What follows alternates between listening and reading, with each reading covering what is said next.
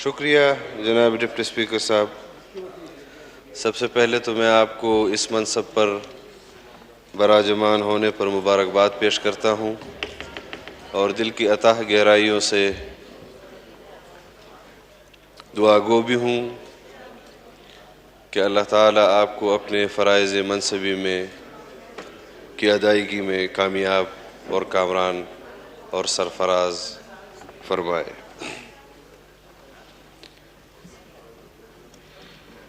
جناب deputy speaker صاحب، گزشتہ پونے 4 سالوں میں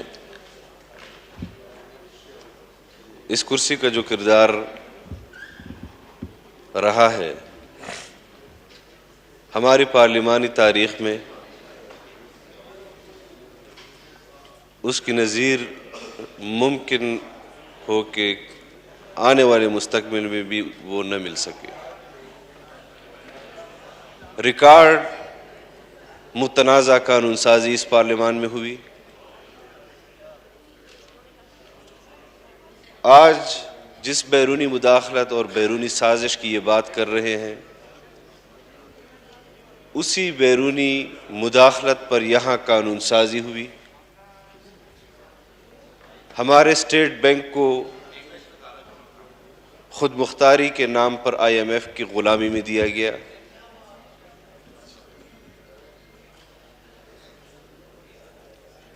ملک کو گرے لسٹ سے نکالنے کے نام پر اپنی آئین کی جو روح ہے، جو آئین کہتا ہے کہ ہم نے پاکستانی عوام کے مفادات میں اور پاکستان قانون سازی کرنی ہے، FATF کی آڑ میں انہوں نے وہ قانون سازی کی کہ جس سے انہوں نے اپنی ملک کی خود مختاری کو بھی داؤ پر لگا دیا.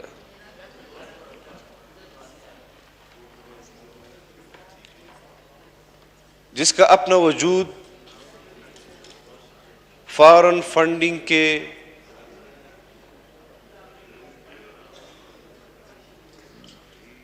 داغدار ہے، وہ پاکستان کی تمام سیاستدانوں پر سازش اور مداخلت اور غداری کا لیبل لگانے کی ناکام کوشش کر رہا ہے. اور جس شخص نے پاکستان کو پاکستانی شہریوں کی جذبات کے خلاف امریکہ کے اتحادی بن کر اپنے مسلمان دوست ملک میں ایک اسلامی ریاست کے خلاف امریکہ کا اتحادی بنا. تحریک انصاف کا چیئرمین اس جنرل مشرف کا کبھی ریفرینڈم میں سپورٹر بنتا تھا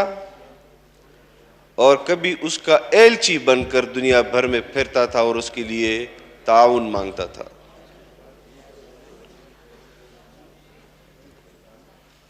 جب حکومت ختم ہوئی تب انہوں نے ایک خط کا سہارا لے کر چھپنے کی کوشش کی. کوشش یہ تھی کہ پوری پاکستان کی سیاست کا محور اس خط کو بنایا جائے، لیکن اس پر جو اداروں کا رد عمل آیا اور کل ان کا ایک پارٹی رہنما جو سابق وزیر ہے اس نے یہ بھی کہا، جب اس سے سوال ہوا کہ آپ کے اسٹیبلشمنٹ کے ساتھ تعلقات خراب ہوئے اس وجہ سے آپ کی حکومت ختم ہوئی، تو اس نے کہا کہ خراب نہ ہوتے تو ہم آج حکومت میں ہوتے. تو فیصلہ کر لو، کم از کم جھوٹ بولنے پر تو فیصلہ کرو کہ یہ امریکی سازش تھی یا آپ کی اسٹیبلشمنٹ کے ساتھ تعلقات کی خرابی کی وجہ سے تھی. اور میں نے کل پرسوں بھی کہا جناب ڈپٹی اسپیکر کہ پاکستان تحریک انصاف کا چیئرمین اگر کسی کو غلط فہمی ہے کہ اس کو ہٹا دیا گیا ہے قبل از وقت اور اس کو دوبارہ لایا جائے گا، میں آج بھی اس بات پر مطمئن ہوں کہ یہ شخص تنہا بھی یہاں پر حکومت کرے، کوئی اس کی اپوزیشن نہ کرے، کوئی پارٹی پاکستان میں اس کی اپوزیشن نہ کرے، اس شخص میں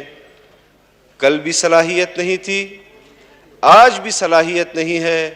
100 سال یہ حکومت کر لے، یہ پاکستان کو ترقی کی راہ پر کبھی بھی نہیں ڈال سکتا۔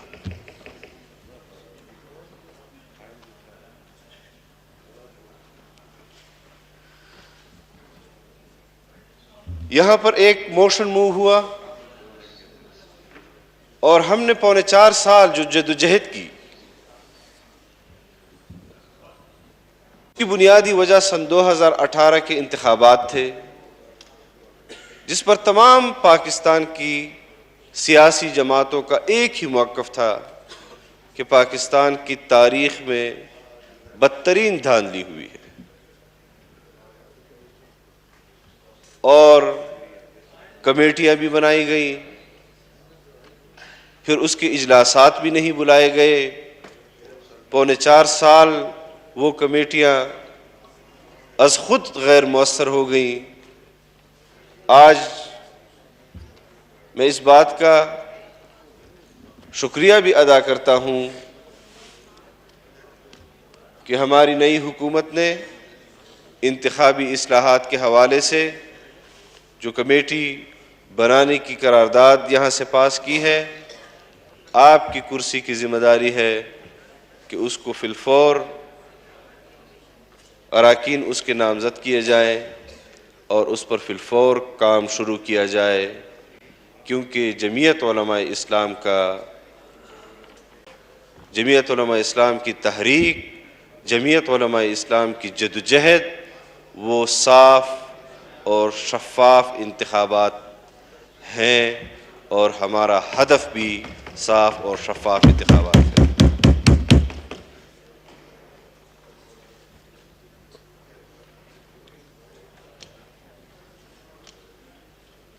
ہم نے اسلامی نظریے کو بھی یہاں پر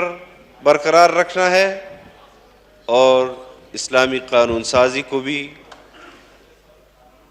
جو شبخون مارے گئے، جو جبراً قانون سازی یہاں پر ہوئی، جو ہمارے خارجہ پالیسی کے حوالے سے تھی یا معاشی پالیسی کے حوالے سے پاکستان کے خلاف تھی، میں اس ایوان سے بھی گزارش کرتا ہوں کہ ہمیں پہلی فرصت میں جس طرح حکومت اپنی ذمہ داریاں نبھانے کی بھرپور کوشش اور جدوجہد کر رہی ہے،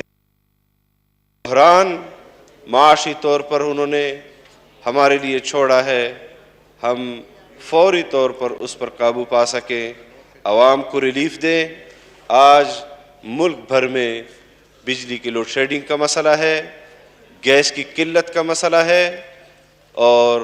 اشیاء خورد و نوش کی قیمتیں آسمان پر پہنچ چکی ہیں۔ لوگ امید کر رہے ہیں آج کی حکومت سے، اور میں جانتا ہوں کہ آج جو مشکلات پچھلی حکومت نے ہمارے لیے چھوڑے ہیں، ہم اللہ پر توکل کرتے ہوئے انشاءاللہ بہترین پالیسیاں لانے کی کوشش کریں گے اور بھرپور کوشش کریں گے کہ ہم اپنے اس مختصر دورانیے میں عوام کو ریلیف دے سکیں اور ان کو جو اس وقت بجلی کی لوڈ شیڈنگ سے اذیت کا سامنا ہے اس پر بھی جلد از جلد قابو پایا جا سکے،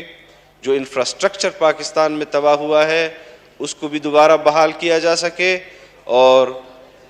خارجہ پالیسی کے حوالے سے ہمیں کم از کم بین الاقوامی ادارے ڈرافٹ بیچ کر قانون سازیاں ہم سے نہ کروائیں، بلکہ ہم خود اپنے ملک و ملت کے مفاد میں اپنی قانون سازی خود کریں، چاہے کوئی خوش ہو چاہے کوئی ناراض ہو، ہمیں اپنے لوگوں کے مفادات کا تحفظ کرنا ہے، اور وہی ہماری ترجیح اول ہے کہ ہم اپنے لوگوں کے لیے قانون سازی کریں۔